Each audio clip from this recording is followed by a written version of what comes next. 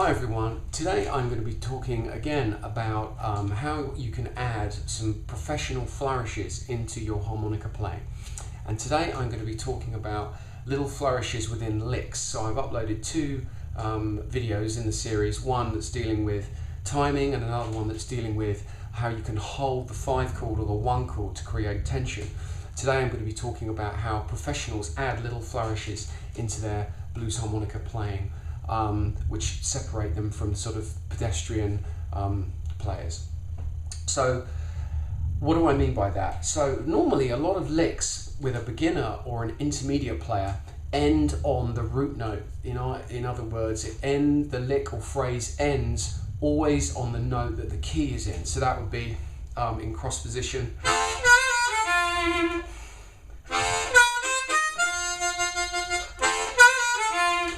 Third position.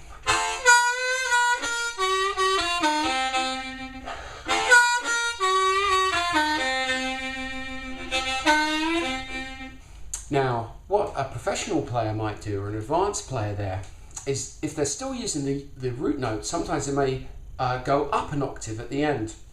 So you could have something that sounds like this. So instead of just going, there we go. So that's going up an octave. So in third position, that would be, you could have something like, instead of just staying on the draw 1. So if we break down those notes a bit more on the third position one. So I've got draw 4, half step bend down to the blow 4.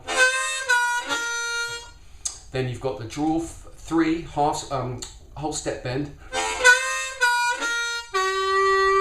You go down a half step to the draw 1, and then a little bend from the draw 2 up a little bit onto the draw 1.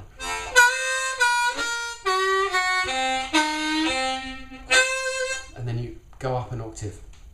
And in cross position, it's the same thing. So that's using the sort of mechanism of going up an octave. And likewise, if you're going up, the other thing is, if you end on, like, say, the blow 6 in cross position, you can go back down to the draw 2. And then come up onto the draw 3 half step bend, which is something I wanted to come onto in a second. Moving into cross position, third position again, if we take this phrase, this is another great way of showing how this little touch can be really effective. You have this kind of lick. Now going up an octave just takes it up a dimension.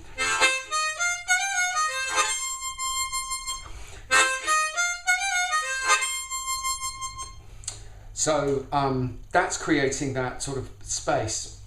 And you can alternate between the two to get an answer call kind of thing going.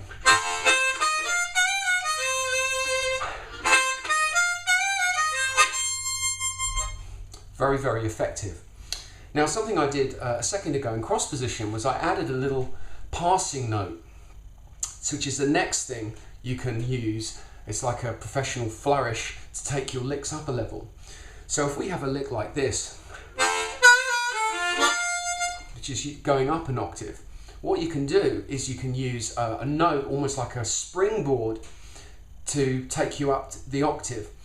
And here we can use the draw 3 half step bend, no bend to the blow 6. So it would sound like this.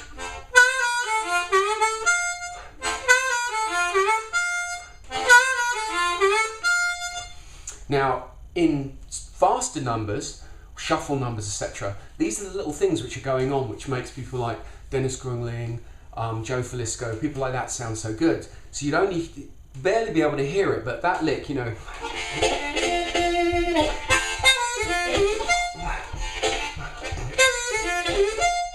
that little makes all the difference. So it's a passing note. So a good way to practice is just going draw 3 half step bend, rising up, no bend to the draw 3, and then the blow 6. So it's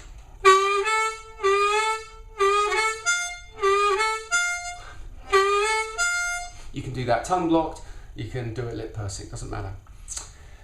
coming back into third position, a very common thing to do is to go from the draw 1, draw 2, all the way down, which is the minor third, and then up to the major third, which is a half step bend, and then to the octave. Sounds like this.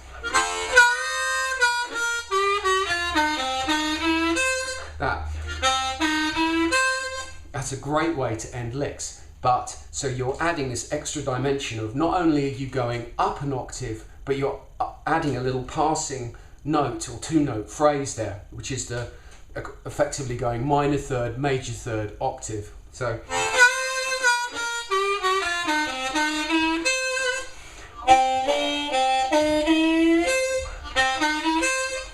now these little things at the end of licks really are a key flourish. Now, moving on, taking the thing up a level, is not ending your licks on the root note. So that all these licks, even if you're going up an octave, you're still ending the phrase on the parent key note. If you're in cross position, that's the draw 2, the blow 6, the blow 9. Third position, that would be the draw 1, the draw 4, draw 8, and so on. So adding more colour into your playing, a little flourish, is to look for other notes you can end phrases on. So for instance, in cross position, the major third is a really good sort of cheeky little note to throw in there. Sounds something like this. So you could take this lick,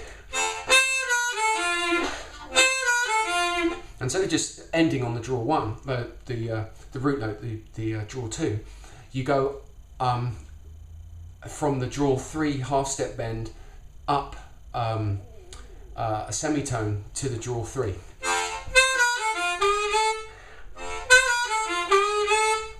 And this is great in swing numbers.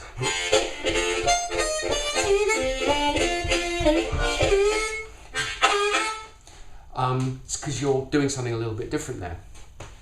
Same thing, cross position, you can use the minor third, the blue note, to end a lick. So for instance, you can go up to the blow 6 and then quickly come back to the draw 3 via the draw 2. So that would be,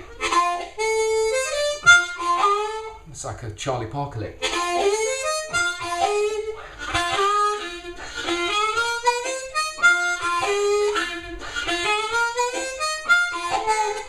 So you're doing, looking for notes which aren't the root note. Building on that again, let's move into third position and let's build up 3 phrases using similar notes which bring all these ideas together. So if we have a phrase which is, that's kind of the standard phrase. So let's build that. So let's then go up an octave at the end. Then let's go up an octave but end on the 7th, which will be the blow 7 here.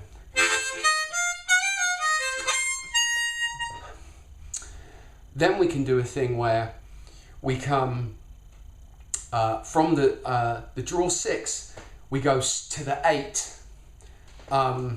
in the middle. Let me play it for you.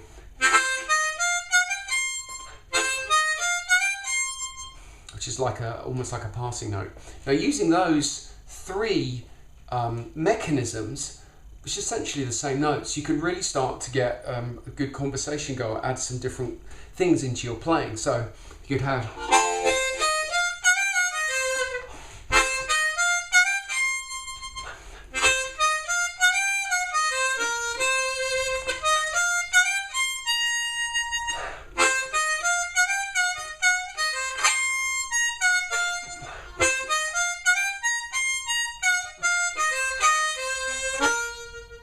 so you're looking to end on different notes. So there was a phrase I ended on the 4 chord, I ended on the 7th, I had one where I ended a phrase by going up an octave. So the key thing I'm saying here is professional flourishes within licks first look to use the octave idea, either going up an octave or down an octave, and also to look to end phrases on notes which aren't the root note.